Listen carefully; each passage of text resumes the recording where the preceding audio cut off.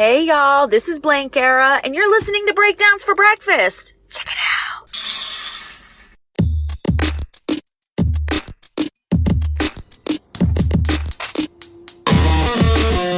Good morning. Welcome back to another episode of Breakdowns for Breakfast. I am your host, Danger, and joining me is your co-host, Monster. Say hi, Monster. Hello, and welcome to the first episode of season...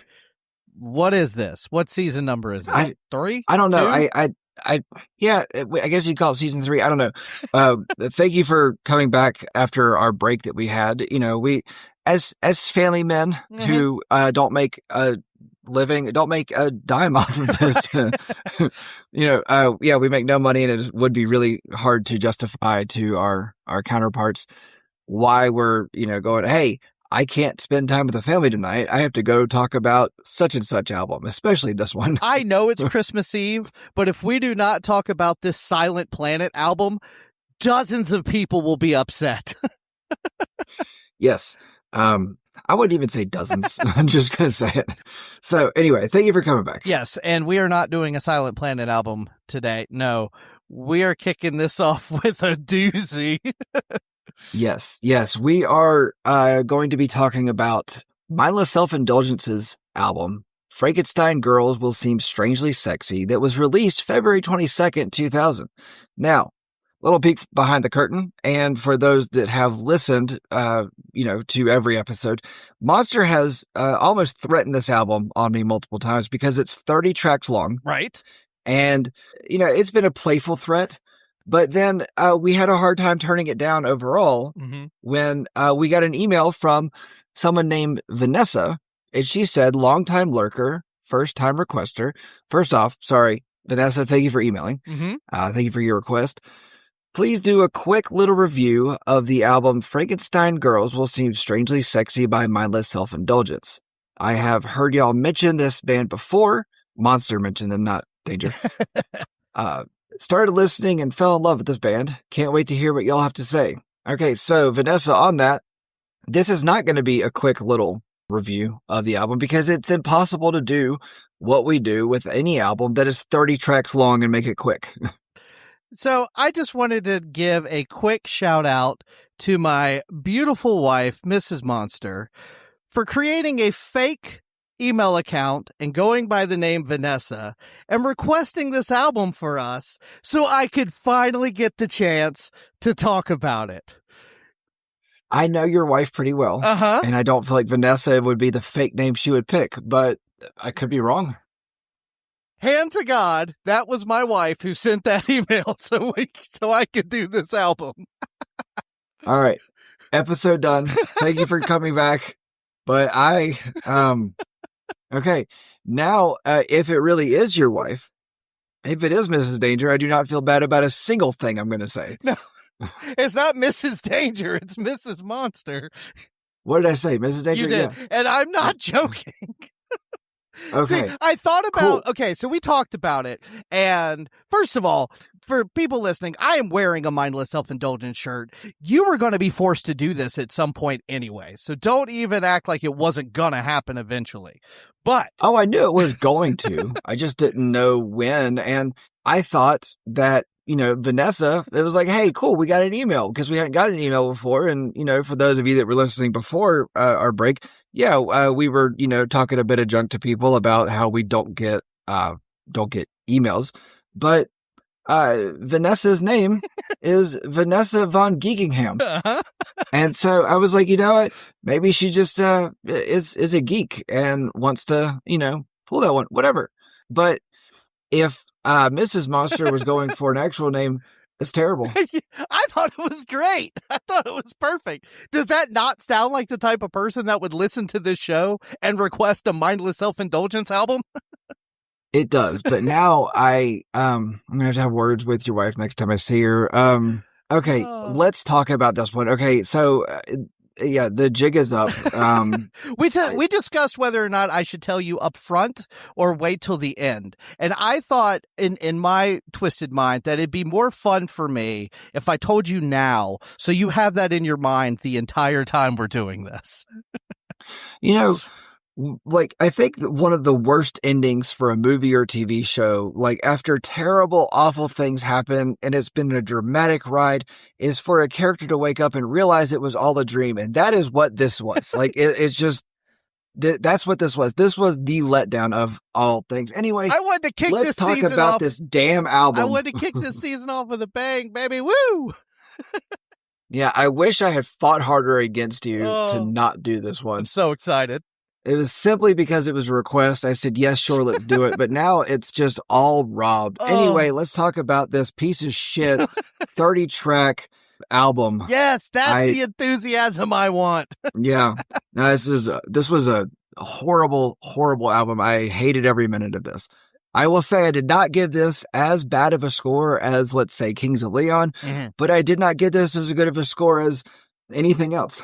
So here's what I'll say, because I am a legitimate fan of this band, and it started with this album, which is why this makes me question my friendship with you. That's you, and you have every right to, and we'll discuss why as we get into the lyrics. But I there's something. Okay, first of all, this should come as no shock. I love weird, wacky music like this. I like.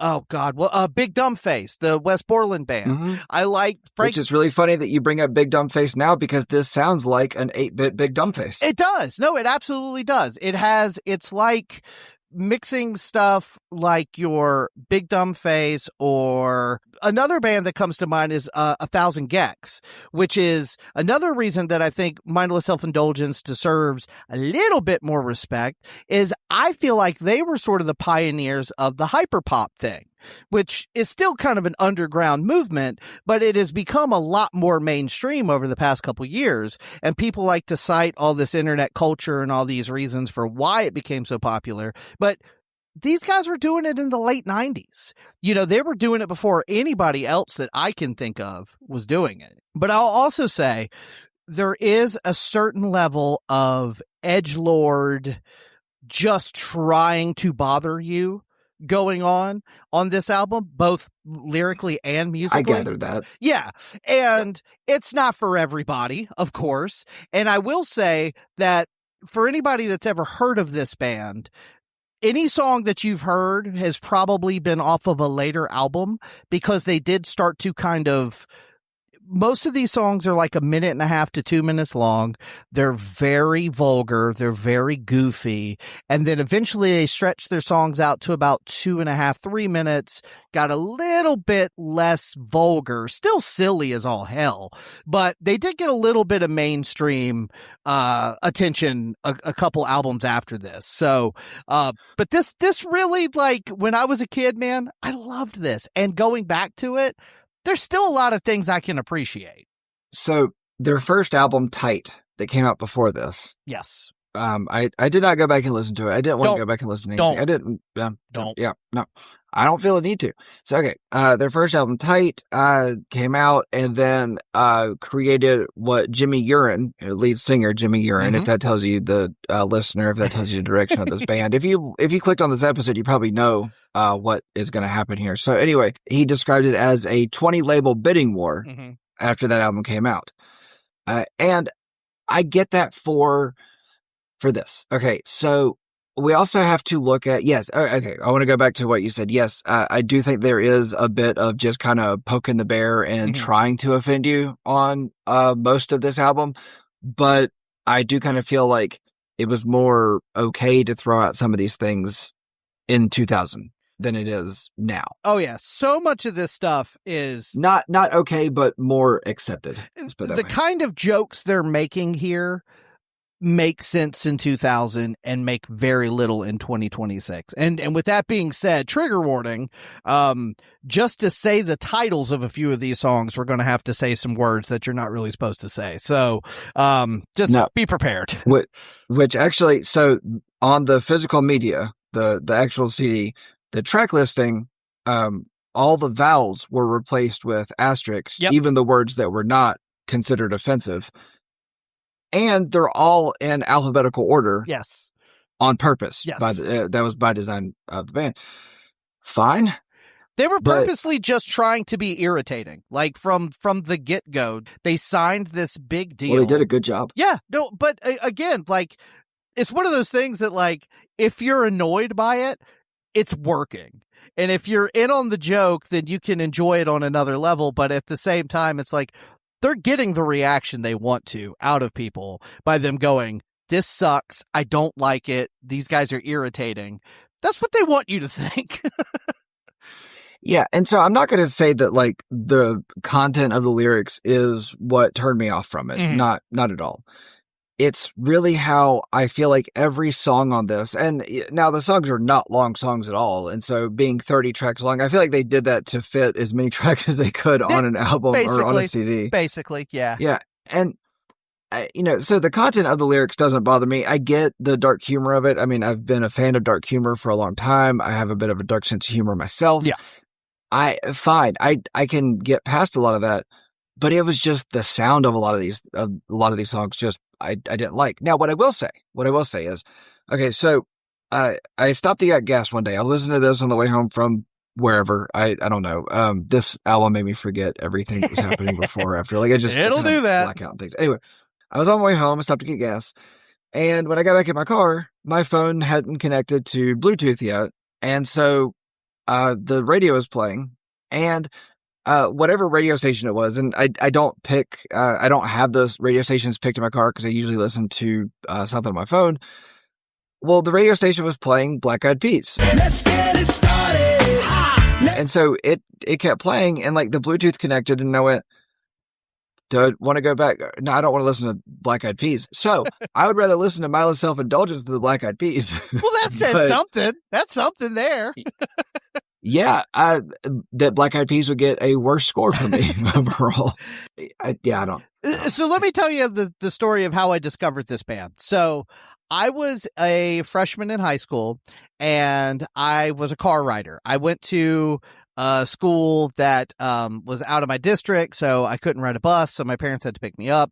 And I remember there was this goth girl who, she was a junior, and she always had on all black, and her hair was dyed black, and she always wore the Jinkos and stuff.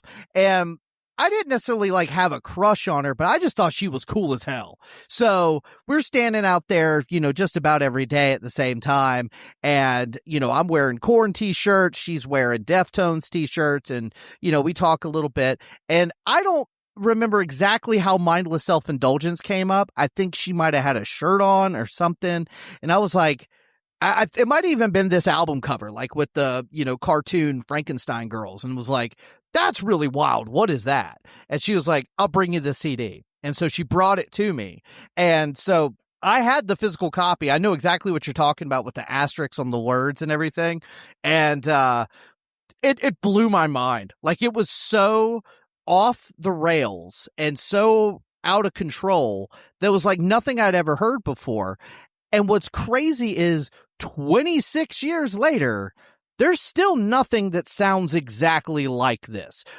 And probably for good reason, because it's obnoxious and it sucks. Sure. But again, I tend to lean towards these bands that have no contemporaries, that are so like original and interesting to listen to.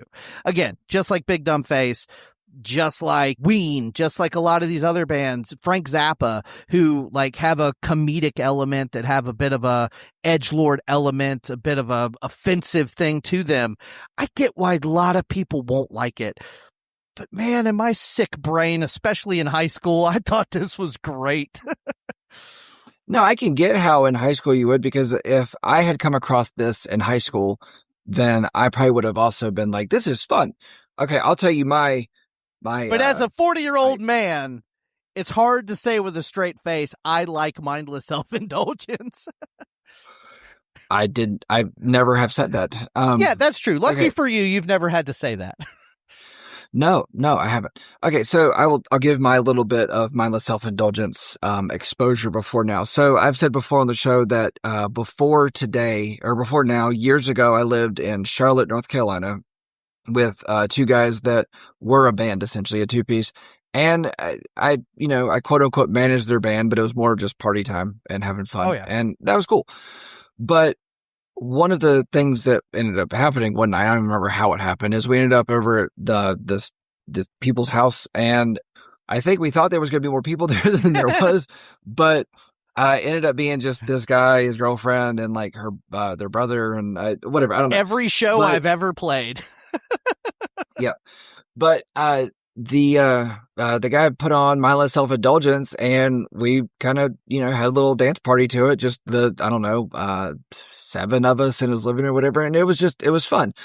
But then I realized that actually I didn't realize, he told me he was going between them and who's that other band? I had them written down and I deleted that note for whatever reason.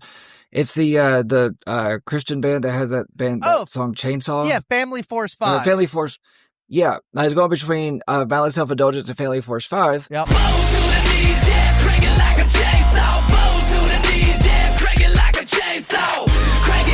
And I kind of went back and listened to Family Force 5 because I really haven't listened to them in a long time.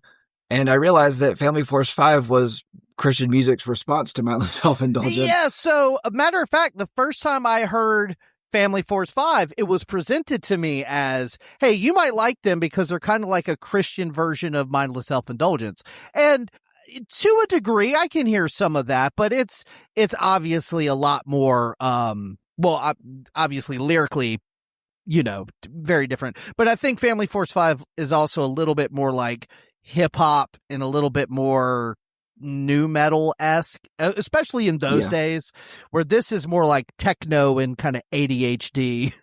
Oh yeah, no, this made my ADHD brain hurt in headphones. Like, I mean, actually, all the time. Gee, I thought it might make it feel better. It was a really hard thing for me to. No, like I actually kind of thought that maybe it would have that response to it, but it did not. Like, I was just really struggling with the sounds of this album because it's like things that make my brain kind of slow down a little bit feel better, and this did not do that. So, okay, I do want to talk about that cover that you brought up before with the Frankenstein girls on it. So, yes. Do you know who drew the cover? I don't remember the name. I remember it's the same artist who did Tank Girl, though. Yes, Jamie Hewlett. So, basically, they wanted Hewlett to draw the cover, and the record label wouldn't find Jamie Hewlett, and so they had to track him down, and they got him to make the album cover, and then he offered to make a music video for a song off the album, but it was rejected by Elektra, who they were signed with. And for those of you that don't know, Jamie Hewlett went on to become half of the Gorillaz. Windmill, windmill for the land, forever hand in hand. The Gorillaz, or not the Gorillaz, just Gorillaz. Mm-hmm. Gorillaz are not the animated figures that everybody sees. It's Jamie Hewlett and the guy from Blur. So, it's also got one of the girls from Cibo Motto, and we will do a Cibo Motto album at some point because they're neat. I've never even heard of them. The little oh God, I don't want to be offensive. The Asian girl. She's from Gorillaz. She was in Cibo Motto with Sean Lennon and a couple other people. So okay. Yeah. All right, so let's roll through the people on this album. Jimmy Urine, who I had already mentioned, his real name is James Uringer. Uringer. Yeah, I think it's Uringer. Okay. Yeah, I understand why he went by Urine now. Anyway, so lead vocals, programming, samples, keyboards. He's what you hear up front. And then Steve Rye, and I say it like that because it's got a question mark. Yep. It's RIGH question mark. And that's Steve Matano, lead guitar, backing vocals, programming, keyboards. And then Kitty, Jennifer Dunn on drums. Mm-hmm. And then Vanessa YT. And she was on bass guitar and keyboards, and she was only in the band from 1998 to 2001, and then replaced by somebody else. Yeah, she basically played bass on this album and then was gone. And the replacement, Lynn Z, she is actually gone on to, she married Gerard Way from My Chemical Romance. So she's, I guess if you go from this band to that band, that's kind of a step up. It's hard to step anywhere but up from this band. But okay, and then James Gallus. Now, I'm going to go ahead and tell you, I did not care what James Gallus did on production. I didn't care what he did elsewhere because I again, didn't like this album. So Well, it's like, I just didn't care to put in more effort than I needed to. no, you probably saw this because some of this. And now knowing that it was Mrs. Monster, I just really don't care. Yes. You know, I have to say, good job to Mrs. Monster, because while you were talking, I looked it up, and she sent the email in on December 8th. Now, for anybody listening, we are recording this January 14th. So Monster held on to that secret with me texting him about it. And I assumed that, like, he was like, hey, look, he texted me again. Yeah. And with his stupid, dumb face. I'm just mad about this. You are so accurate. It's unbelievable. It's exactly how it happened. But yeah, I'm sure it did. I'm sure it did. Okay, so I think you probably came across this note as well, judging from some of the information you've shared. But what's interesting to me, and I didn't even think about this until I read this. This is not exactly the album that I had on CD when I was younger.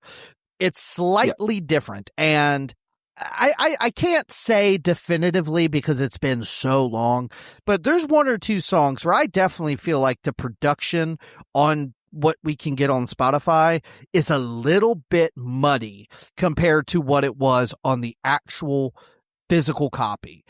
I knew something was up because I did recognize the first song has an intro on the CD that is not on the album streaming. And I immediately was like, where the hell did that go? And so then as the tracks went on, I read the note about how this is actually like a slightly unfinished or unmastered copy or something.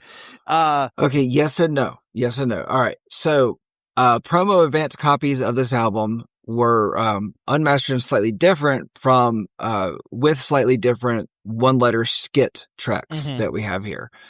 They also feature an orchestral opening intro. Sorry, I'm just stumbling over words, and we got 30 tracks to go.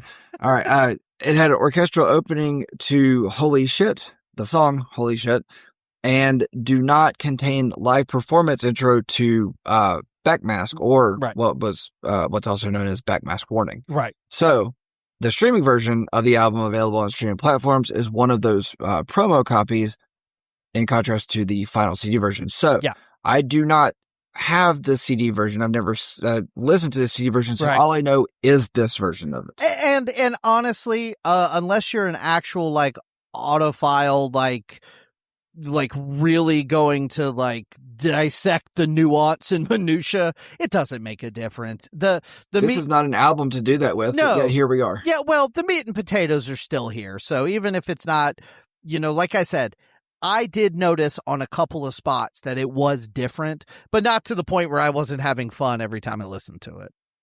Well, I'm glad one of us was. All right, you ready to jump into this? Yeah. And what was the? I was going to also mention that I'm going to get creative with a couple of titles, so I don't have to say some of the words. If you want to know the actual title of the song, I'm sure you can use your deductive reasoning to figure it out. Yeah, or use the internet to go see what it's actually called. So track 1, as it's listed on streaming, Backmask.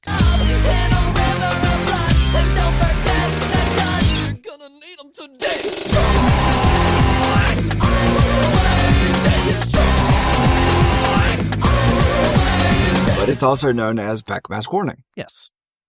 I'm gonna let you take the lead on all of them. Now, I say that now, but we have 30 tracks to go, so it may end up shifting. Sure. But go for it. Now, thankfully, too, a lot of these songs are extremely short and or not even really songs. So it is 30 tracks, but I don't think this is going to be quite the marathon that it could be. But we'll see. We'll see how it goes. Now, this is one of the longer tracks here at 3 minutes, 1 second. Yeah, and it was actually even longer than that because it originally started with a really funny little live bit where Jimmy's messing with the audience and he says, when I say we, you say suck. We suck. We suck. When I say we, you say suck. We suck. And then he does it again and it ends with, we suck. Dick. When I say we, you say suck. We suck. Dick. And then the song kicks in. And the very first line of the song is, turn that record backwards. There's a message for all the suckers. Turn that record backwards and go F yourself. Turn that record backwards. It's a message for the suckers. Turn that record backwards and go fuck yourself. So it's like between that little, we suck dick and this, go F yourself. If you don't know already, you just found out. This is going to be pure chaotic nonsense. Yeah. Now, I will say I was curious about this, but I came across this, so I didn't have to go figure it out myself. So I haven't done this, but I did find something that said that if you play the track backwards, at a certain point, it says Jesus lives, Jesus lives. Okay. Which I think is funny considering the song. I do like that the song is about, it's basically a satirical take on backmasking hidden messages and lawsuits involving backwards messages and albums and things like that, which, I've said before on the show that I don't think, backmasking was actually really a thing. I think it's just you hear things in stuff, which, I could be wrong about that. That's fine. So here's what the song does. So the actual lyrics of the song are talking about killing people, killing yourself. It's all really violent and whatever. And then in the middle, around 150, 151. Oh, by the way, I discovered what the problem is and why my timestamps are always goofy. First of all, if I listen to something on Spotify on my phone, it gives me a slightly different time count than when I listen to it online.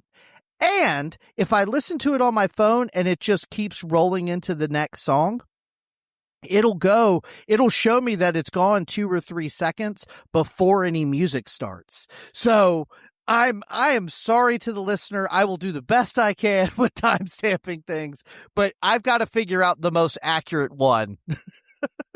I'm going to go ahead and tell you, I think there's only one place where I did a timestamp on this one. I've got minimal notes on everything. That's fine. Here. So I did it. One of the notes I have on this one is a third of the track is just playing a sample. Like there's no vocals. It's just playing a sample. Okay, so around that 150 mark, there actually is backmasking. So the joke of the song is the actual straight up lyrics are very disturbing and very violent, but the backmasked part that goes in reverse is actually saying, respect your parents, clean your room, do your homework, don't stay out too late, eat your vegetables, put away your toys, don't sit too close to the TV, take the dog for a nice walk, hurry up and get dressed for church. Respect your parents.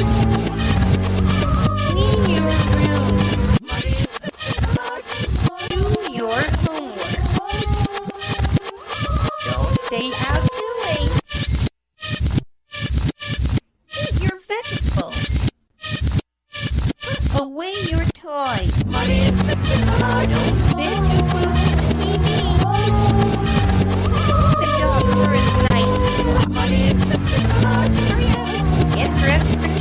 And at the very, very end, there's one more little snippet of backmasking, and it says, don't listen to this song. Don't listen to this song. Cool. Track 2. Yeah, see, that's fun. For people that still like fun, that first song is fun. And you know what else is fun? I do like fun. You know what else is fun? What? Track 2. Bitches. The projects.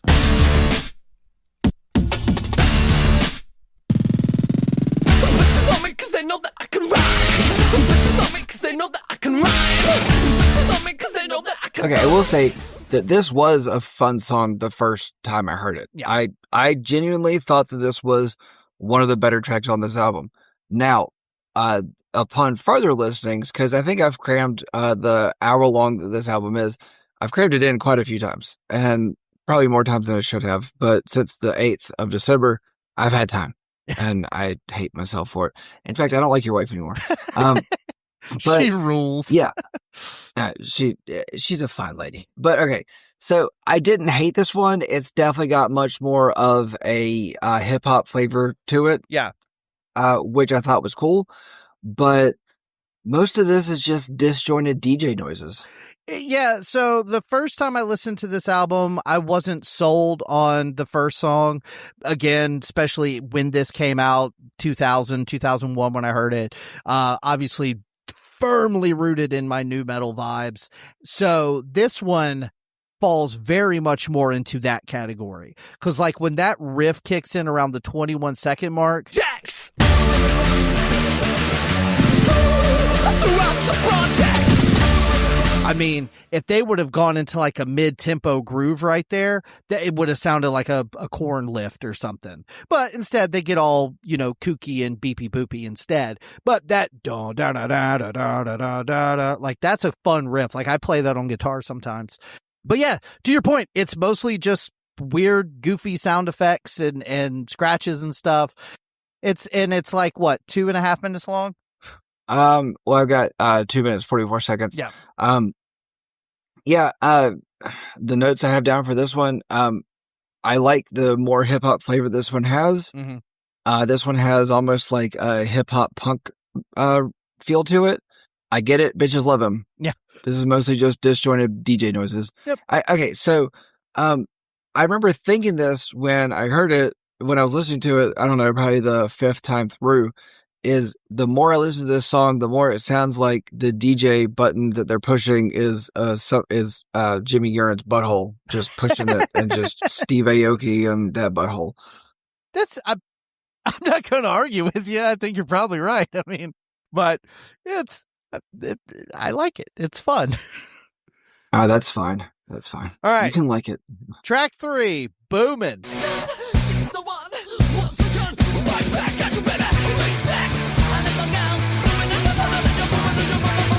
respect, and little girls, This is where I kind of was like, all right, maybe the first, going into this, I was like, maybe this won't be as bad as I thought.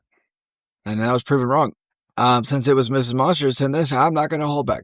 I don't care. So, hold on. The best part about that, she has never heard this. She has no idea what this sounds like. I even told her, I said, do you want me to play you a little bit to see what you have done? And she's like, I don't really care.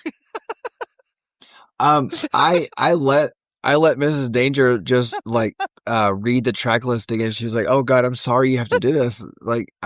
And now when I tell her that it was your wife, she's going to be like, I'm going to have words with her, because I played this while cooking once, and I had to make sure the kids were out in the house because I did not want them to pick up on half the stuff that was here. Yeah. And so she had to suffer through this album too. So yeah. All right. Boomin'. It was fine. I don't know, like upon first listen, I was like, maybe this won't be so bad. But then the more I listened to it, I was like, nah, this, no, I'm good. It just short, punchy bursts of distortion, with, screaming vocals. It basically is like if I was to show somebody like what Mindless Self Indulgence sounds like, it would be this song. Yeah, that's not a bad one, because it's really just one or two little moments. It's 1 minute and 19 seconds long, and then it's over. It's essentially like techno punk rock. 23 seconds. See, what the hell, man? Because my Spotify is telling me 1 minute and 19 seconds. Doesn't matter. The only part about this song that I really like is the way he does that respect the little girls, and then he goes no no no no no no no no no no no. The real high pitched singing. I like that.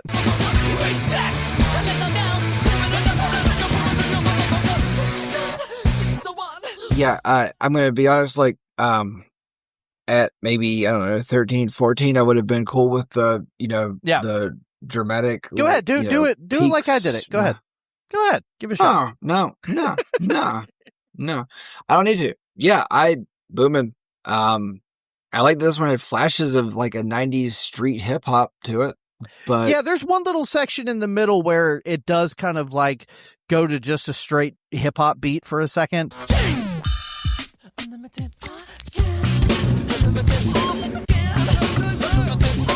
But again, it's a minute and some change long. It nothing lasts very long.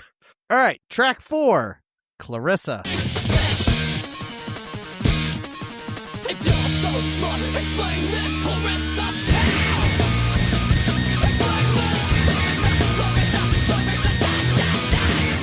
all right, so I think my favorite thing about this song is that it's about the show Clarissa Explains It All.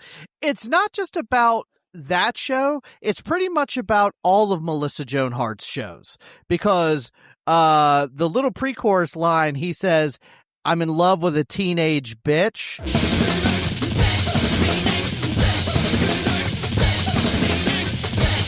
Like Sabrina the Teenage Witch. Teenage Witch, yeah. Yeah. See, that's I forgot clever. she was on that. Okay. It's about as clever as mud. Yeah. I don't know. This sounds like slowed down 8-bit, like played through like a TV. It does have fun synth runs at times, but yeah, I don't know. It was like I got to this one, I was like, Clarissa, that's not a common name. Cool. What's this one going to be? Oh, I hate it. Yeah. Then he also talks about Ferguson at one point. I'm not going to say what he says. Ferguson. He's asking Ferguson to spread his seed on him.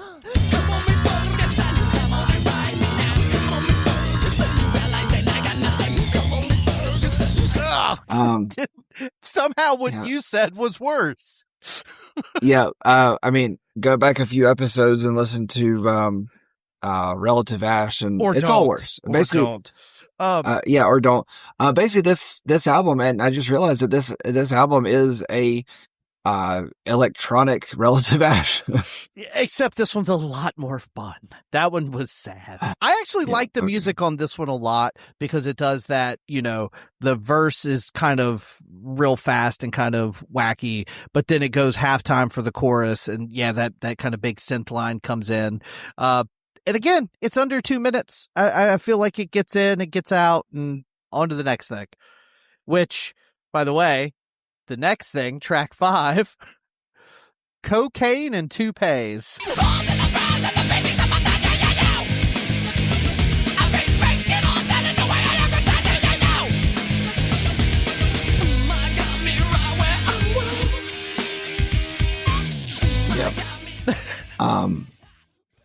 This is basically where they turn the 8-bit sounds up to max and add MFer on the front of every line. Cool. I don't know. It's hip hop leaning. Yeah.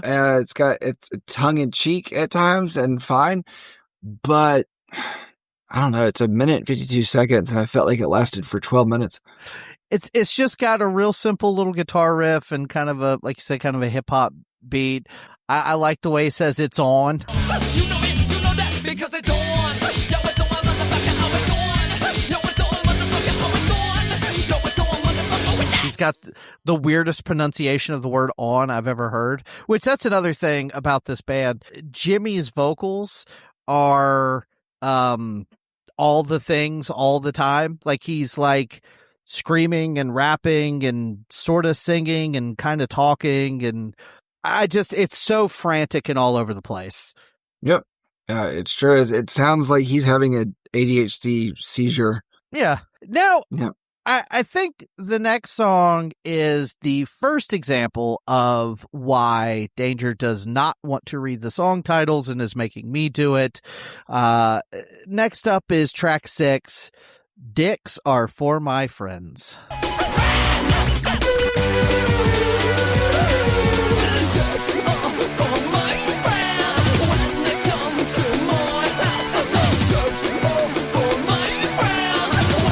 All right, so just to be clear, I don't have a problem with that song title. It's song titles later on, which would have been fine in 2000, but don't really play so well now. Fair enough. Fine. This has always been one that I've been a little bit 50-50 on, but I do really like the way he does the do-do-dos in there. I think this is a good example of one of those songs that's like, there's nothing to it. It's mostly him just repeating the name of the song over and over with the same kind of music, really fast, techno-y rock stuff. But then he does these do-do-do-do-do-do-do-do-dos that, whether you want them to or not, will get stuck in your head. And it's like, especially if you don't like this band. See, it doesn't bother me. I think it's fun. But if you don't like them, that's one of those earwormy things that can get you. Okay, songs minimalistic and purposefully silly. Yes. And I think that's another big part of this is if you hear these lyrics and you think it's silly and you can kind of chuckle, you'll be fine. But if they bother you, then that's going to be a problem. Okay, so I'm going to go back to what I said in the beginning, that there's a part of me that can, kind of get by with some of this stuff and just get down with it and move on. And, a lot of the things that he talks about in these songs do not apply to me. And so it's not really an issue for me, but it was everything else that was going on. And, and I have no issue with some of this, some of the words and stuff that are within this. I really don't. Yeah. But not as much as it's here. And that is one of my issues, that it's like when somebody just relies on, like if somebody just relies on cussing all the time, it's like they just have a lack of knowledge of words. Sure. And that's what I started to feel like within this, where it's like, I feel like he's just saying the things to say them. And I wonder if, Jimmy Urine has the same things happen with him that's happened with Manson, where it's like this was a persona that he put on to get a reaction from people, and then he's become this persona because Jimmy Urine's gotten a little bit of legal trouble in the last couple of years. Yeah, and I've debated how I want to address that, and I think what I want to do is we can bring it up briefly, but I'm going to do a second breakfast on it. I think there's a lot to discuss there, and I've done a little research into it, and I think I can go on a nice 10 to 20 minute little explanation on some of that, because you're absolutely right. I think put it this way, when this is your lyrical content, this is your shtick, it makes it very hard to defend yourself when you start getting accused of certain things. And yep. He's definitely faced that. And I don't take that lightly at all. I think it is serious and something that needs to be talked about. So, if you're listening to this, stick around for a couple of days and you'll have something to go off of after that. And listeners, I'm sorry. All right, so track 7 is the letter F, and it's just 10 seconds of him talking to a crowd member. I'm not going to repeat what he says. You can listen to it if you want to.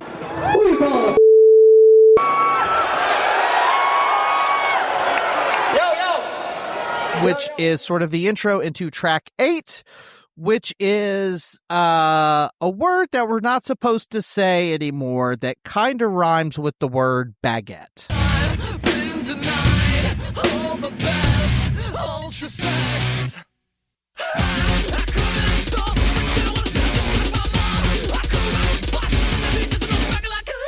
I would have gone with it is a slur for a homosexual man. Hey man, I'm just doing what I can here. Yeah, no, it's fine. Okay, so I will say that this actually was one of the more catchier tracks off of this album, because the way he says I've been denied all the best ultra sex does get stuck in your head. But at the same time, I want to know, what is the best ultra sex? I guess I've been living under a rock because I'm not sure what ultra sex is.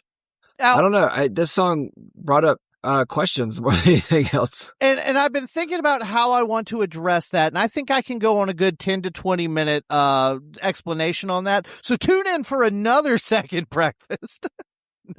No. Dude, people can only handle so much mindless self-indulgence. No. So again, around this time, huge Korn fan. Korn also had a song with this title on their first album. This was a much more common word that people used to... What year was Korn's first album? 1994. Okay, so even before this. Yes. Okay. All right. But that's why it didn't. That's why I didn't bat an eye when I saw this in 2000. You know what I mean? It was just like whatever. Obviously, 2026. It's not a great word, but the song itself is really sort of kind of like the Korn song. It's more or less him kind of saying like people call him that because of his I mean, if you've ever seen any pictures of him or any live performances, he's extremely He's a colorful fella. Yeah, he is extremely flamboyant. He's out of control. So, but to your point, this song is one of the more, I guess this sounds a little bit more like their later stuff.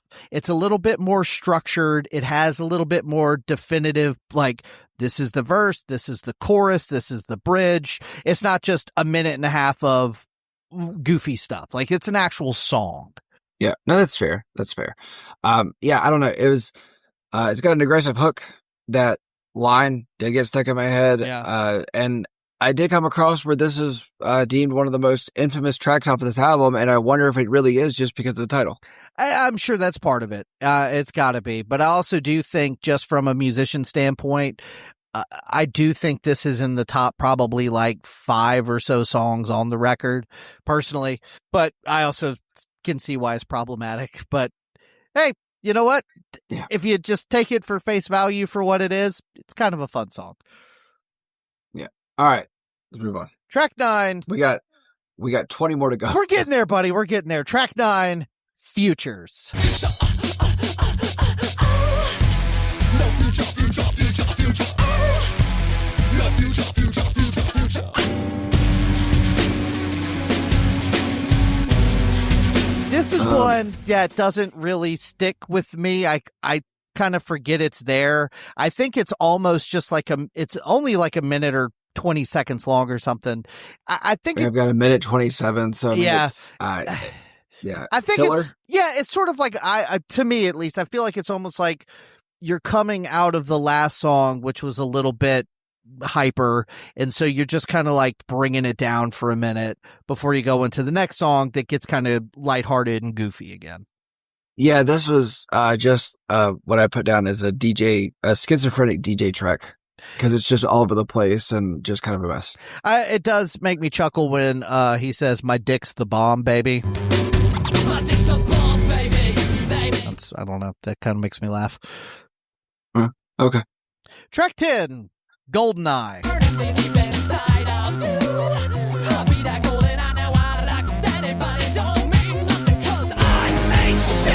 Yeah, and that's okay, 'cause I'm running up, so you can watch me like muscles and I. Okay, so I kind of felt like this was maybe a James Bond alternate world song. Possibly. I don't know. I mean, this was, I don't even know what year GoldenEye came out. But could you imagine on the next, like, James Bond movie, this being, like, the song? I think that it would kill the franchise that's been going on for 50 plus years. It certainly would. Yeah. Especially since I think the last one had, was it Billie Eilish did Oh, God. the song for it? I don't know. Adele's song for it was great. The movie before that, I think she did Skyfall. Anyway, GoldenEye. How would I sum up GoldenEye in 5 words? Sexual innuendos and synth textures. I be that GoldenEye. Yo, I be that golden eye. Yeah.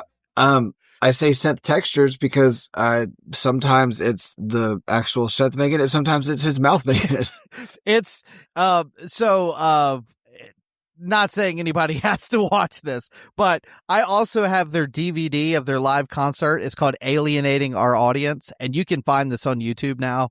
You should just watch a song or two just to see how outrageous their live shows are. Like, they are out of control. It's a lot of fun. Like, he's diving into the crowd. The bass player, Lindsay, she's bent completely over backwards playing her bass. Like, it's like nonstop. Just like the music, it's all over the place. But they do this one, and he does this like turkey neck thing with the microphone that's hilarious. I think I picture that every time I hear the song. It makes me like it more. But yeah, it's like a minute and change, and it's over, and it's fine. So you like the song better because of the visual component that you have, the rest of us don't. I like the song anyway. It's got a very straightforward kind of like whimsical beat to it that I think is kind of fun. I don't know. I don't think it's a bad one. I don't think it's a good one. Track 11, Harry Truman.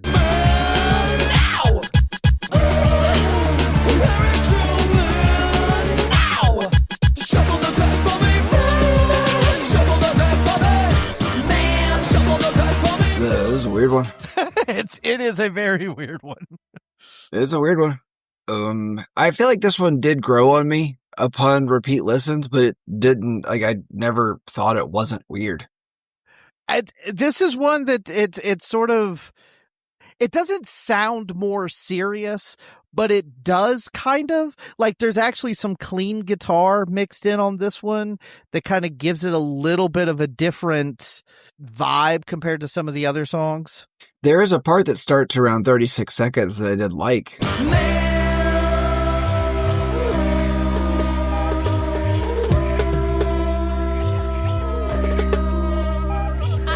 But I liked it. I don't know. It was one of those things, like, I went back and listened to just that part, and I thought, I don't really like this part, but I like this part better than everything that's happened before this. Yeah. And I mean, in every other song that's happened before this. And it was just this, like, it was a moment of them showing that they could actually do something more than just hyper or ultra sex. Now, I know I'm going to, at this moment when I say this, you're going to cringe and back away from the computer, but I do think that in the future, we should probably do one of their later albums just so you can kind of see what they did. He has taken his headphones out. He has backed away. He's walking away. He's not wearing pants. Hopefully he comes back soon. Yeah, most of these episodes are done without pants because you can't see you can't see what's down below. In my mind, you were doing them without pants already. Yeah, well, I don't know. That's just a bunch of mindless self-indulgence. Track 12. Holy shit. Holy shit.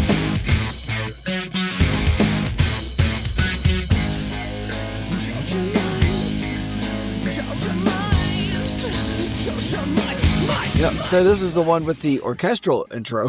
Yeah, it didn't used to have that.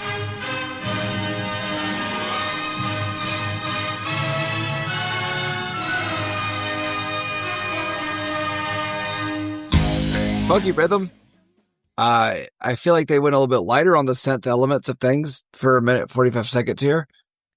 But cool. Yeah, this is not one of my favorites. This is one that, let's be honest here. If you have a 30-track album and you're like driving in your car, casually listening to music, you skip around a little bit. And this is one that I would typically skip over. This is not an album that you would casually listen to. Oh, just I disagree. No, I didn't hate Holy Shit, but I also didn't like Holy Shit. But it was, it's got sort of a funky hip hop rhythm to it, which I kind of thought was neat. But it's a simple synth downed song, I guess. Track 12. I mean, track 12. That's usually the length of an album that we would do. So that's the end of the first album's worth of music. Yeah, this is a double album. Yeah, pretty much. itself. So, you know what I just realized, though? Yeah. This sounds like Prize Fighter Inferno if you just crank the BPMs up as far as they would go. Cool. I'm glad you felt that way. But I didn't get that out of it at all. Anyway. Track 13. I Hate Jimmy Page.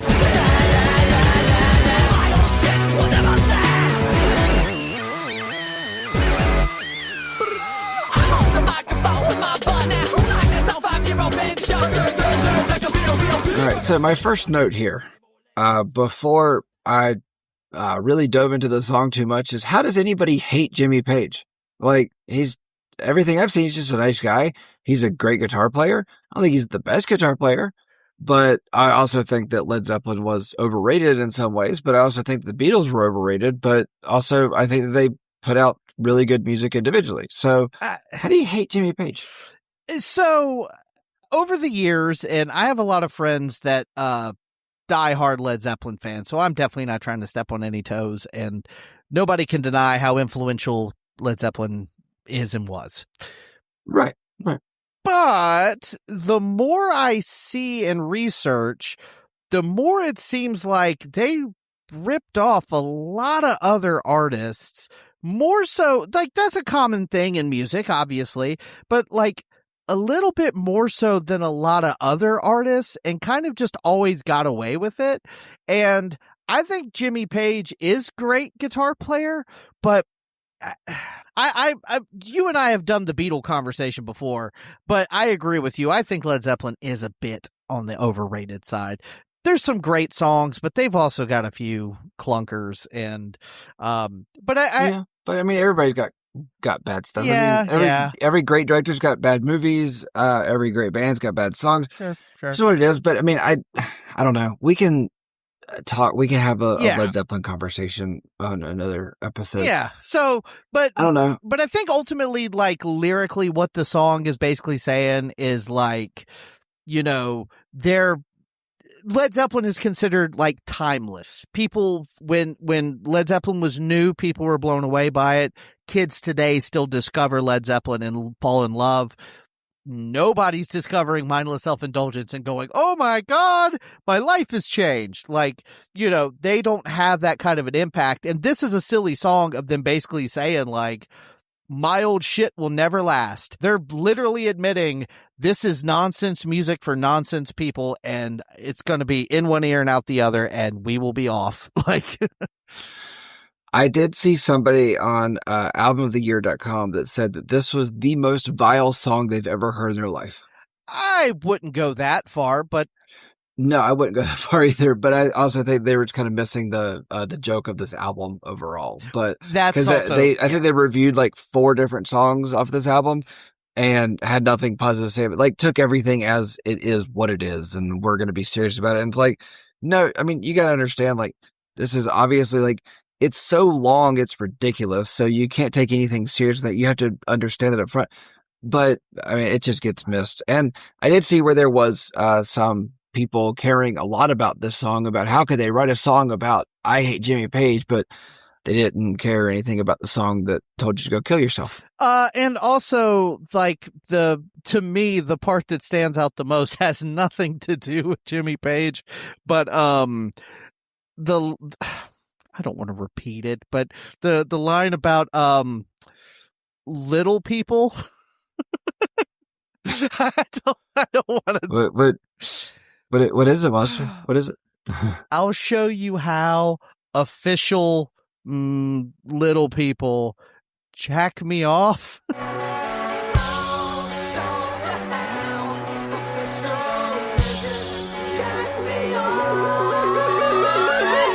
I have written in my notes, I have that quote followed by one word and just put Shakespeare. All right, track 14. I'm Your Problem Now. I love my mommy. I love my mommy. I love my mommy cause she fucked the shit out of my dad. I love my mommy cause she...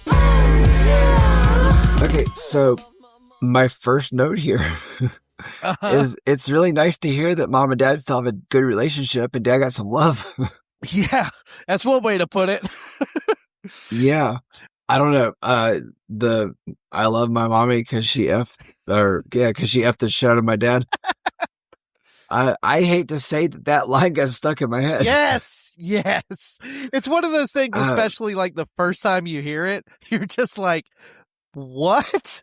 And it's kind of fun how it does that. Like, he says those lines and then he says, I'm your problem now. I'm your problem now. You know, like, right. Mommy and Daddy did that, so now I'm here and I am a problem. It's just like, yeah, it's kind of fun. Jimmy, you're a problem. Yes, you are a big problem. But like, musically, I kind of like this one though. I think it has like a cool little, like, the way he does that, like the music drops out when he says I'm your problem now, and then it jumps back in, the guitar gets a little bit bigger. Like, I like all that. Like, I think it has a good vibe to it. I'm glad you think it has a good vibe to it. I mean, I thought it was fine. I didn't think this was the worst track on the album by any means, but I don't know. It was just kind of a fast-paced punk electronic assault, basically. Pretty much. And basically making you feel uncomfortable with because she effed the shit out of my dad. But at the same time, I know how I got here. I'm fully aware. Yeah, and as, people who have lost a parent, that's a nice little, memory to have in your head there, right? Yeah. Track 15, we're at the halfway part. Track 15, J. Plaster never catch on, the white wall plaster never catch on. You always have to do it with a big long john. The white wall plaster, it never catch on. We write it in pink with the balls and the balls and the freedoms and the pink. Yeah, so I meant to say this on the last sketch, but I'm going to say it here. I feel like their name is really great for the explanation of why these sketches are here, because these sketches really are just mindless self-indulgence. They really are. This is 20-some seconds of just making funny noises. Like, he's kind of rapping, he's kind of singing. There's nothing to it, and it just moves on to the next thing. So let's do the same thing. Track 16, Keeping Up with the Kids.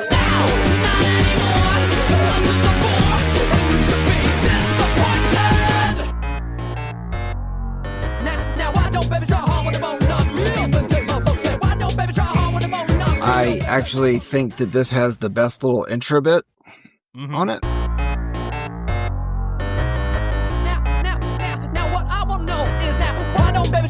But after that, I don't care about the funky hip hop thing that's happening here, because it's just, I found somewhere that said that this is a song riddled with punchy beats.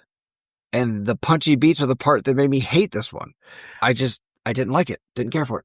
I actually think this is one of the better songs on the album.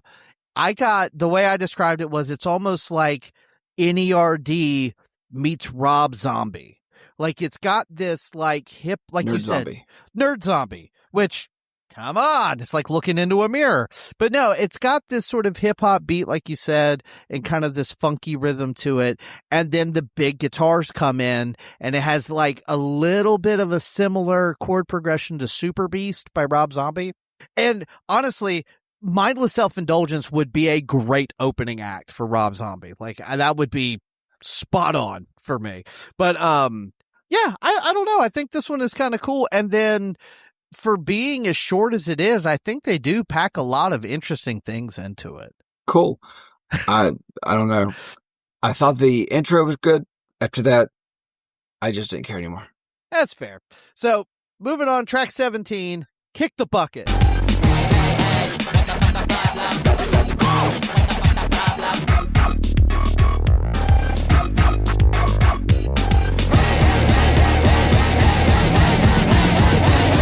I will tell you, I am struggling at this point. So not only am I struggling with this album and just even listening to it, and yes, the songs are short, they're quick, they get in, they get out, but all the songs are starting to run together. Sure. And that fatigue has definitely set in. And it's not so much fatigue as it is just annoyance at what's happening and why this is being funneled into my brain. I will say that it was at track 17 when I listened to this in headphones. I just stopped listening to it in headphones. I was like, I don't want to do this anymore. I do not want to have this in my brain any longer. So anyway, this is not Kick the Bucket. This is not one of my favorites, but I do like the little section. It happens a couple times, but the first time is like at around 26 seconds, where it kind of like just changes up a little bit, like the guitar riff kind of comes in.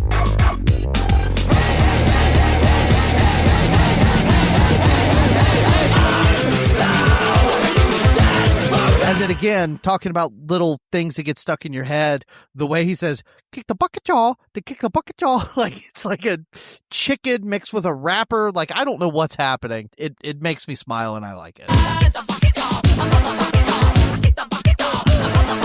It was okay, so I feel like maybe his rapper alter ego is like Lil Cluck Cluck. So, Little Cluck Cluck. That's somehow the name Jimmy Urine suddenly sounds better. Yeah, I'm glad I could do that for you. All right, track 18, Kill the Rock. Where I steal my ass. Yo, yo, yo, yo, yo, yo, I kill the rock, yo, then she kill my brain.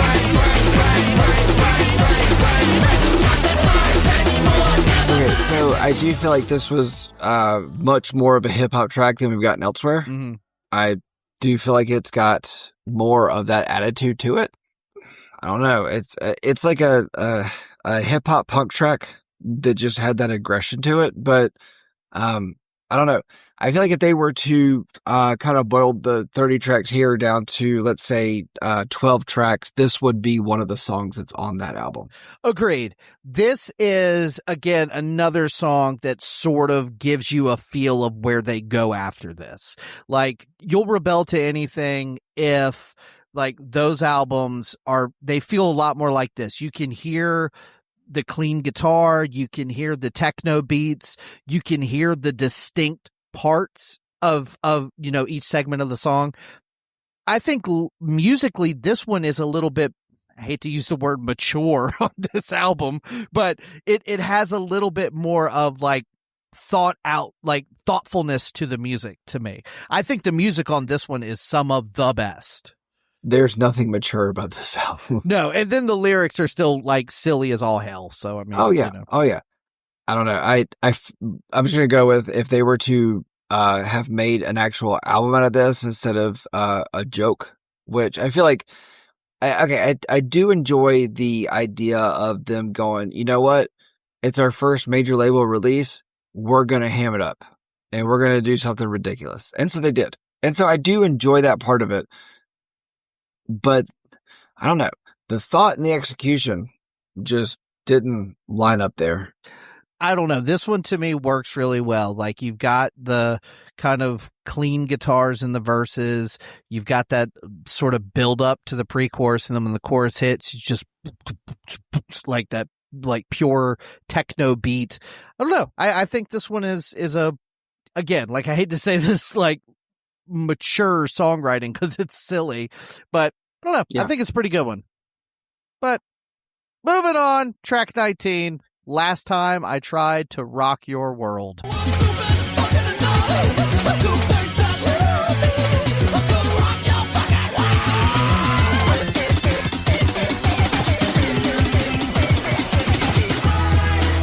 I like that this one is that he tried.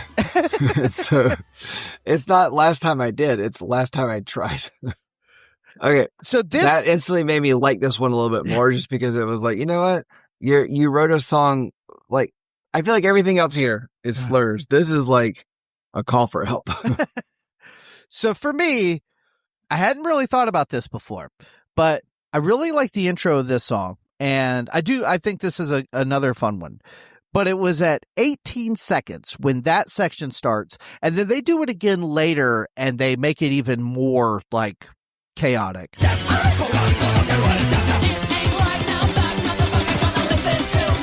But as soon as that part kicked in, I was like, is this hyperpop? Because like we talked about before, like hyperpop is like a popular, slightly more popular, like Cheem, for example, does a really good job of like just popping in a little bit of that here or there with all the other stuff they mix in. But Cheem also has really short songs. So. Yeah. So this to me was like, oh shit. Like, I think Mindless Self Indulgence was kind of doing something before anybody else even knew what they were doing. Like, again, did this have an actual influence on 303, 1000 Gex? Like, I don't know. But to me, it feels like this existed so those things could exist later. Does that make sense? Mindless Self Indulgence walked so 303 could run. And, again, we talk about guilty pleasures. I've often said that if I had to say a guilty pleasure, this is probably one of them. 303 is probably another one because I do really like their first couple albums. I would say 303 is less of a guilty pleasure, and 303 is just a good time, but they're not a good time for everybody. No, and some of their lyrics are every bit as questionable as some of these. That's fair. Yeah, but as far as last time I tried to rock your world, there was nothing really that just jumped out to me about this one. I know you said it, you think it's one of the better ones here. I don't know. It's just another hip hop song with punk energy and 8-bit sounds everywhere. Yeah, it is definitely sticking close to the formula, but it does have some tempo shifts and some distinct parts to it. And again, like I said, that hyper pop feel that it couple segments of the song. I think it's an interesting one. I think for as short as it is, again, they do a lot of fun stuff in it. But all right, we're in the back half here, buddy. We're 2/3 of the way done. Are you excited? I am something. I am here.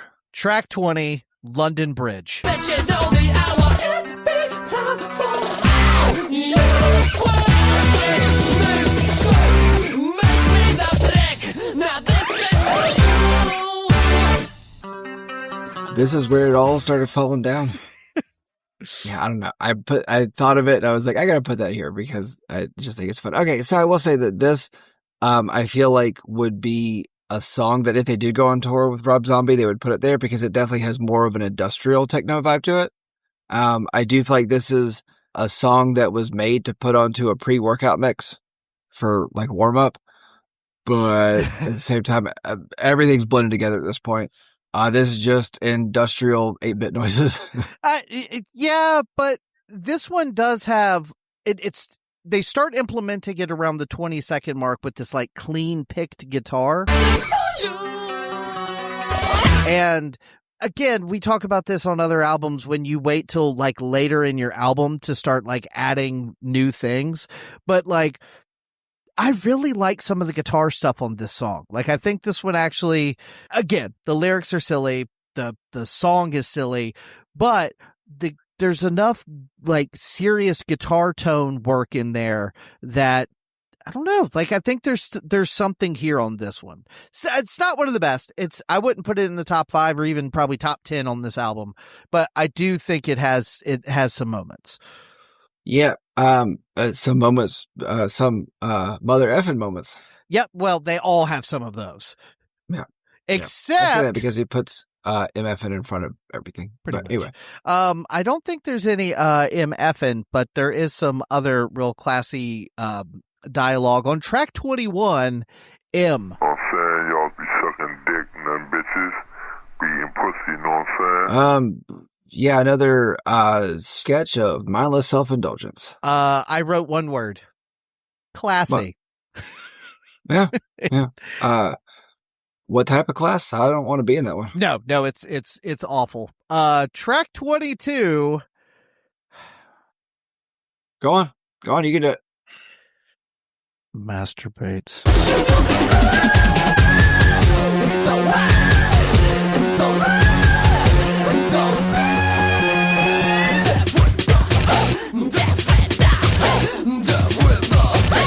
So if you're really good at baiting a hook, like you're so good, you're a master of it. This song you do it multiple times. This song is about fishing. Yes, that is true. And yeah, okay. So what I think frustrated me about this song is it's 2 minutes 2 minutes and 50 seconds long. So it's one of the longer songs here. And I don't feel like it really did anything. I feel like the entire song was just kind of building to nothing.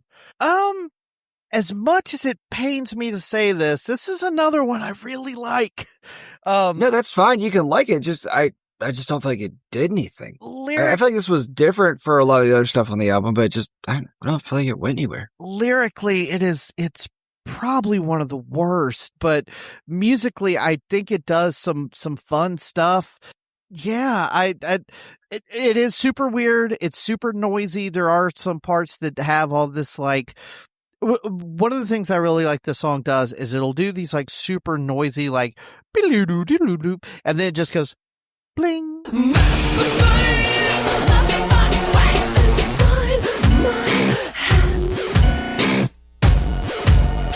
And this like this bright little piano note before the next chaotic thing starts. And so again, like I said, on the surface, this is just noisy nonsense. But if you kind of like listen for it, they do have these little like spots of nuance, shockingly enough, kind of mixed in there. Cool. I didn't. Yeah, I don't know. This one just kind of annoyed me because again, I just didn't feel like it went anywhere. That's fair. Yeah, I got nothing on Track 22 masturbates. And the thing is, like you said, you're just casually listening to this album. You don't casually listen to this. I said that. Yeah. Track 22 masturbates. Like, yeah, at this point, you can start checking out. You're like, come on now, give me a break. But anyway, check back in for track 23, Planet of the Apes.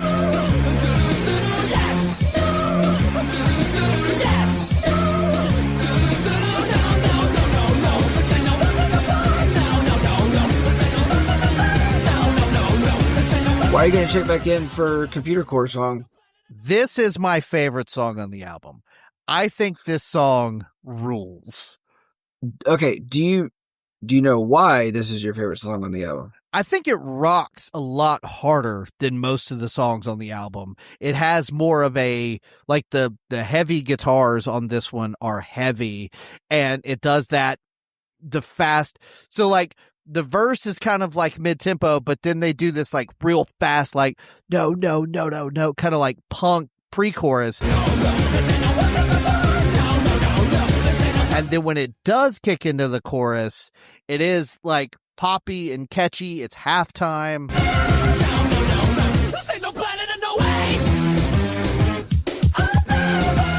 I think this one's really good. Okay, the reason why I think this is your favorite song, and I thought about this partially when I was, going through this and taking notes and all, is in 1991, Star Wars released an NES game.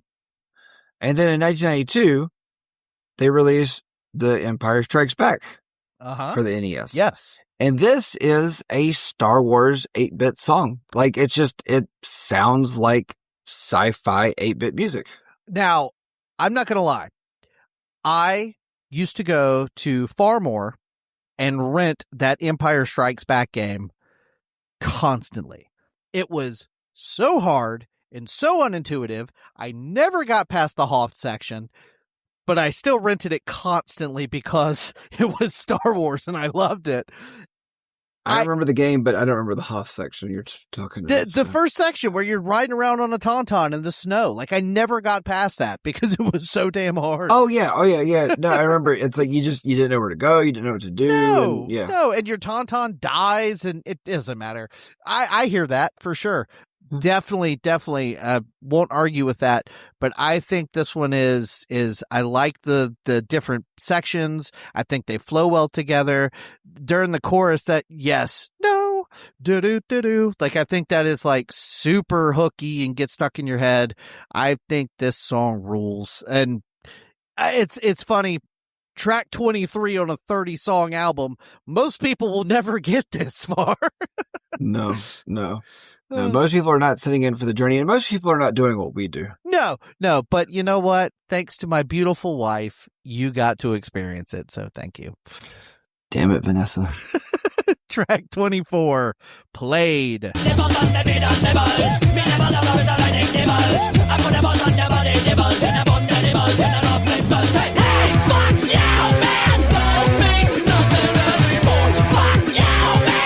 For anybody who's listening, Mrs. Monster's name is not Vanessa. No. At all. No. So, I was like for the last month I've been sitting here going, we finally got an email from a listener. So a listener sent their email request in. No. This has been my favorite episode so far. There's wool and it's been pulled over the eyes. Which actually, so that actually kind of leads to this song. Okay, so this is an industrial hip-hop song. Yes.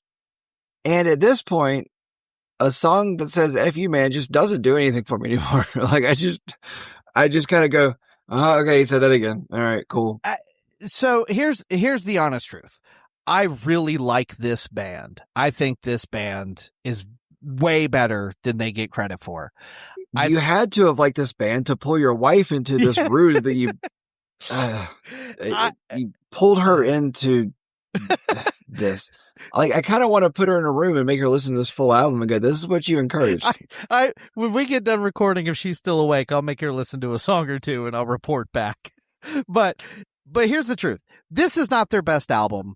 And at this point, again, I think Planet of the Apes is probably the highlight of this album. So for me, at this point, even I am starting to kind of, okay, we get it. We had fun.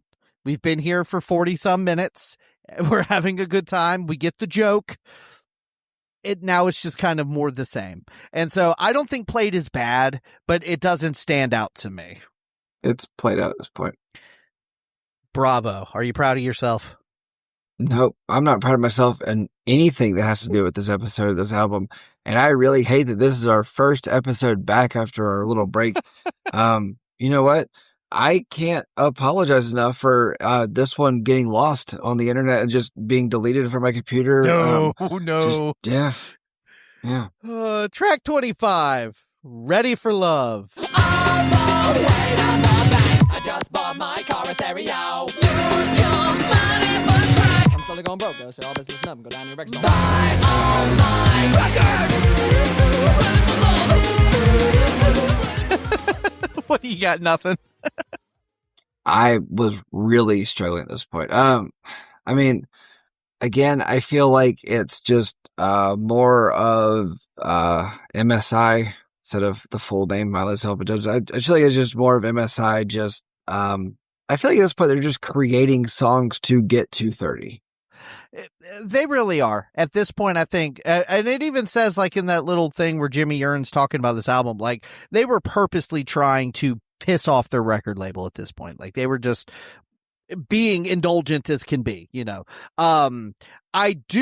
Musically, this one doesn't do a lot for me, but I really do like this section of the lyrics where he says, "You suckers found out a little too late.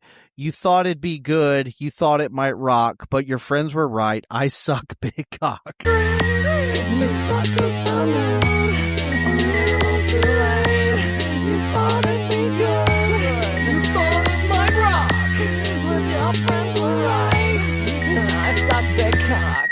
What's funny is then, so I got this off Genius. At the end of the Genius lyric notation, it put in parentheses, basically a song about how they suck and they know it.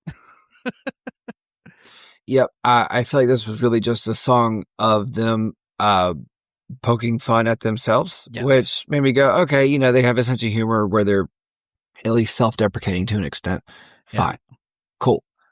I don't need the last part of this album, but we're going to do it. Yeah, let's just power through here because it starts getting real wacky in just a few minutes. So track 26, Royally Effed. All of them dead now, let me be the same. Oh, 1, 2, fall on my knees. I will never be young.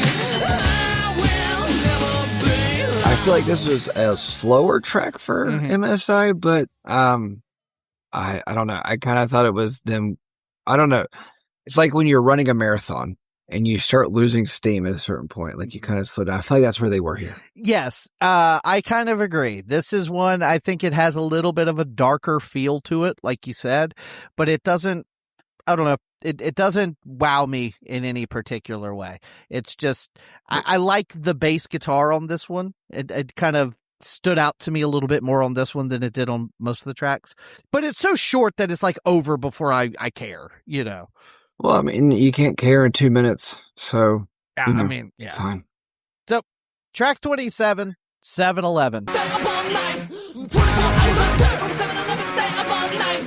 7 whole days of work from 7-Eleven, stay up all night. And I can get a discount. She may not be good. She may not be good. No. She may not get down. That's fun to say. Yeah, I actually didn't realize that track 27, 7-Eleven. Like, I just didn't put that together until just... Anyway, fine. I feel like this is another pre-workout track.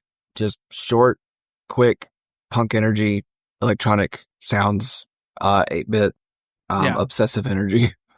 Yeah, it's kind of funny. Like, I think he says she may not be pretty, but she stays up all night and she'll give me a discount. Like, you know, it's kind of fun.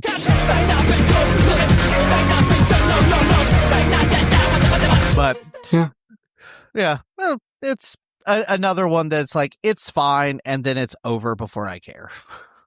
Yeah. Yeah. All right. We're almost there, buddy. Track 28, Step Up Ghetto Blaster. Lately I've been ghetto blasting, solo but only the rest I say. Lately I've been ghetto blasting, motherfuck me, double O slash.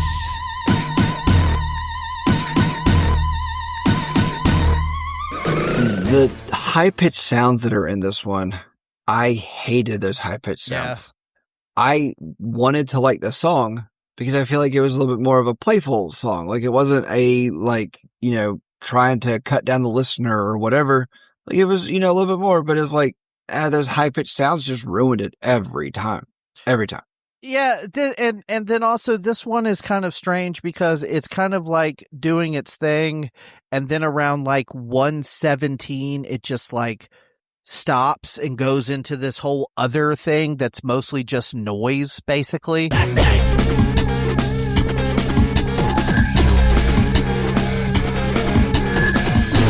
You remember in the beginning when I said it's just 30 tracks of disjointed DJ noises? This is probably the best example of that. Yeah. There were so many places all throughout this album, and I haven't talked about them at all, but so many places where it's just they're doing something in a song and then just changes suddenly and just doesn't feel right. So, anyway. And like I said, like on Planet of the Apes and some of these other songs, the ones that kind of stick with me are the ones that I think do flow a little bit smoother. Because you're absolutely right. They do have these parts where they will be doing something and it just stops and they do something different. And this one is a prime example of that. And then what they go into for that last minute is kind of just, like I said, it's just super noisy and it's not bad, but it's, I feel like I would have liked this one better if they had ended it at that point. Honestly, they could have, and it would have been fine. So, yeah. All right. Yeah. Track 29. Whip, stick, a go, stop.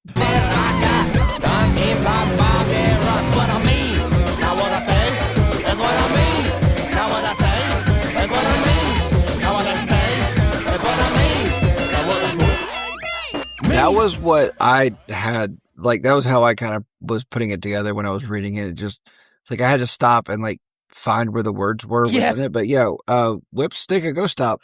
Yeah. Which sounds like a terrible name for like a, I don't know, Native American burial ground. Yeah. Whatever's buried up there past the pet cemetery. But this song sounds like this is where I kind of came up with the Skrillex and Steve Aoki fell down the stairs together. Yeah, kind of. This is it's just a noisy hip hop song, pretty much. And I say hip hop, but there's not really a whole lot of quote unquote lyrics or vocals. As a matter of fact, no, the guitar. I don't think there's any lyrics or vocals to it. No, this one and the next one is mostly just Steve, the guitar player, saying things and whatever. I will say at 123, there is a little section, and it doesn't last very long. I didn't get when it stopped, but it's almost like everything changed into an interlude within the song. And that part reminded me of something that Jurassic 5 would have put on one of their albums.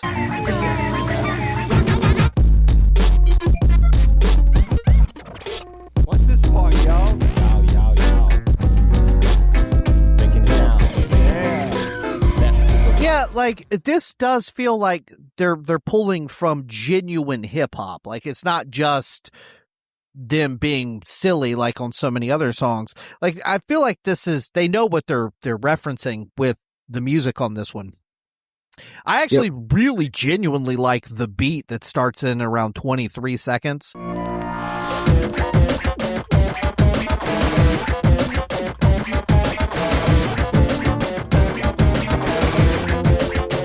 It's got a nice like bounce to it, but I feel like these last few songs, especially the Step Up Ghetto Blaster, should have been another minute and 15-20 second song.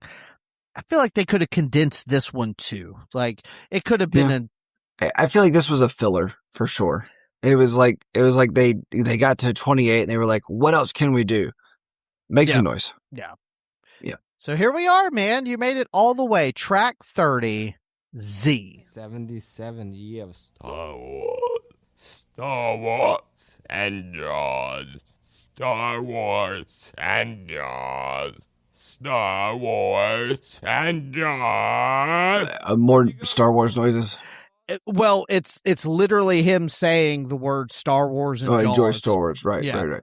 Sorry, I just put down Star Wars noise. Yeah. As my note here, and it's like I really genuinely forgot until just then what this was, because you can't remember everything that happens within 30 tracks. No, that's fair. That's fair. And the only reason I do is because I've been listening to this for 26 years. So Yep. After today, I won't listen to this anymore. that's fair. That's fair. You would have more fun if you did, but don't worry, ladies and gentlemen, we will do another Mindless Self Indulgence record in the future. I will get someone else to make a false email address to email Danger with a request. You are going to be you're not going to trust any request we ever get again. Nope. Unless if it comes from Instagram and there are lots of pictures of, I don't know, going back years of Christmases and something that your wife cannot fake, I will not trust another email request. Yeah. Hey, but you know what? You were a trooper. You've been a good sport. I appreciate you indulging me. No pun intended. And what a way to kick off this season, buddy. Yeah, sure. Anyway, Monster, thank you for leading the charge through all those tracks. I didn't want to say them. I don't blame you. I Okay. don't blame you. But with wrapping up 30 tracks, Monster, what's cooking? Monster, what's new with you? Hey, good looking. What you got? Cooking. I've broken your brain. I'm so happy. I actually got two. I think Bitches That I can find good stomach 'cause they know that I'm on time. or Planet of the Apes. I think either one of those are very new. And this is another one of those bands that sort of always gets lumped into the nu metal category, even though they are not a nu metal band, obviously. But if you heard just one of those two songs, I could see, because they did tour with Korn and they did tour with some other nu metal bands. So I get why they get lumped in the category. But anyway, yeah, those two, Bitches, Planet of the Apes. Oh, I can't wait to hear this. Danger, what's cooking? Do I have to? Yes, pick something.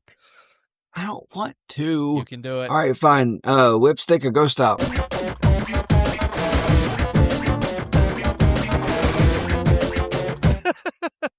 Of all the songs, that's the one. Wow. Okay. I had to pick one, and it was literally like right above where I was taking Son of a notes. bitch. All right, you know what? That really is not a cooking track, because there's nothing on this that I ever want to listen to while cooking, while doing anything. That's fair. That's fair. It's especially in your house with kids running around while you're cooking. Yeah, and I definitely don't want to listen to this while doing track 22. Gross. Okay. I'm going to let you go first because clearly I'm going to come in higher than you are. It is not going to be hard to be higher than this. Okay. 30 tracks of shock and offense for the thin-skinned. This is alphabetical chaos. There is no real mood or theme to anything here. I get that this is part of the band's aesthetic and it's fine for a little while, but this was 30 tracks that went just absolutely nowhere. The songs are short and punchy, with all but 12 coming in under 2 minutes.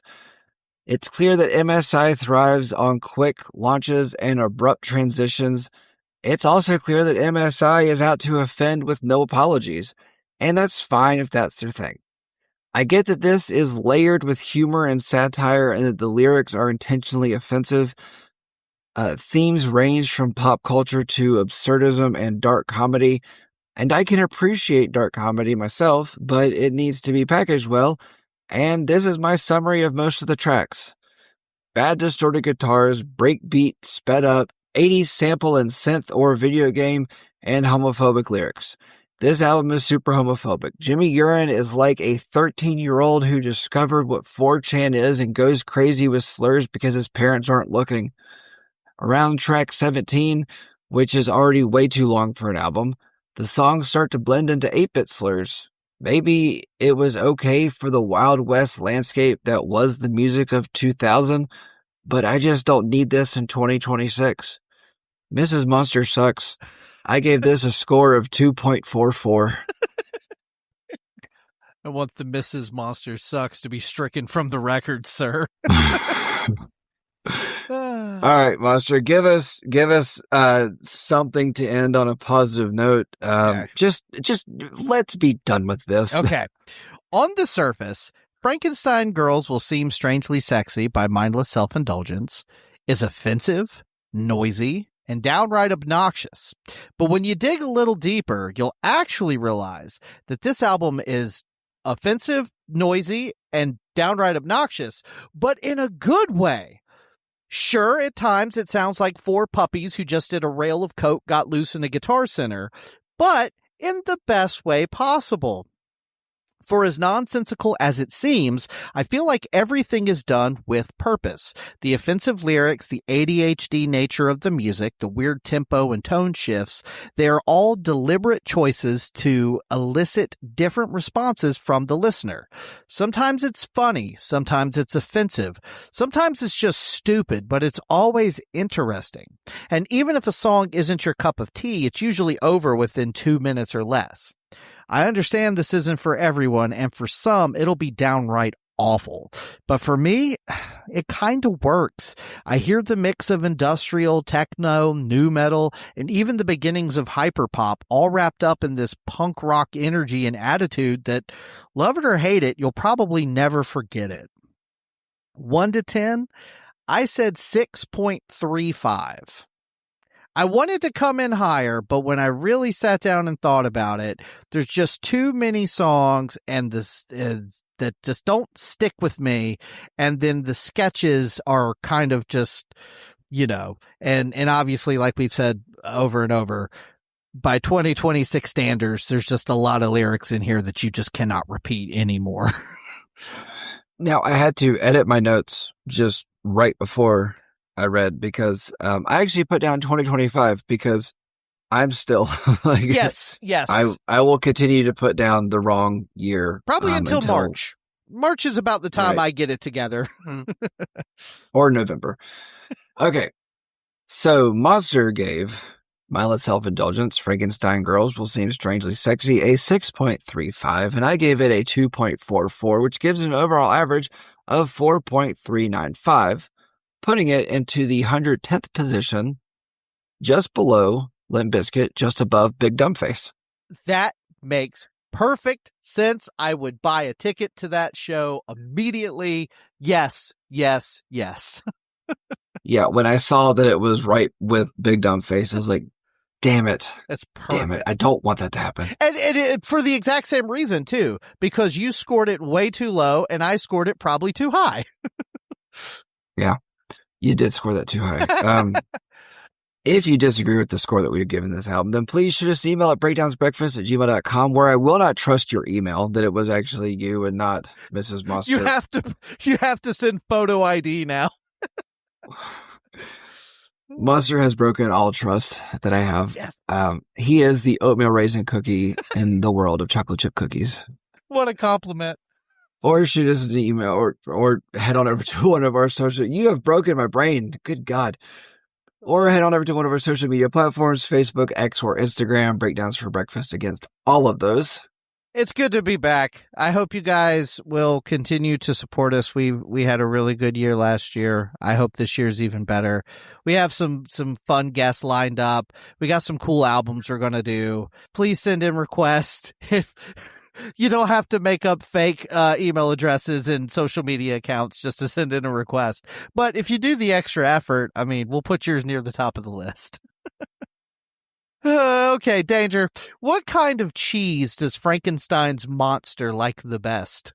What? Munster.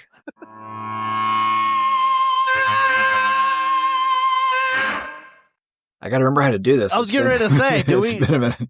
God, it's like relearning your job. Yeah.